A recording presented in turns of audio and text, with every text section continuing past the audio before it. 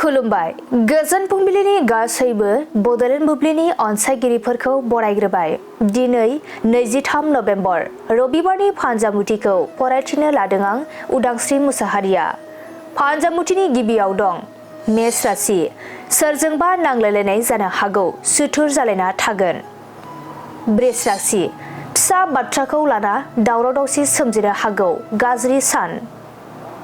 मिथुन राशि, नोंथाङा गावनि थांखिखौ जाफुंहोनो हागोन, नोंथांनि जाफुंनायाव बिसिनि खुसि फैगोन। कर्क राशि, गोसोआव अहंखार साननाय हनाय सोमजिगोन, अहंखारावनो गोरोन्थि हाबा मावफ्लांनो हागौ। सिंह राशि, गोजान जायगायाव दावबायहैनो साननाया फेलें जागोन, गोसोखौ जोबोरैनो दुखु मोनगोन। कन्या राशि, गोसो गैयाब्लाबो बिबान लाना हाबा मावनांगोन, समनि आंखालाव गोग्लैनो हागौ।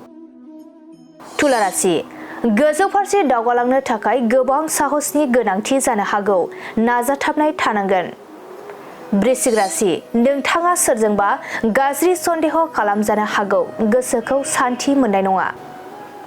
धनु राशि, गोजान जायगायाव हारसिङै दिदोमै थाहैनो गोसो जागोन, जेबो मावनो गोसो जानाय नङा।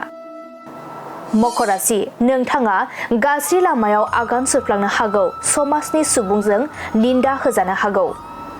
कुम्भ राशि, गोसोनि साननाय हनायफोरा जाफुंसारगोन, गोसोआव रंजाखांनाय फैगोन।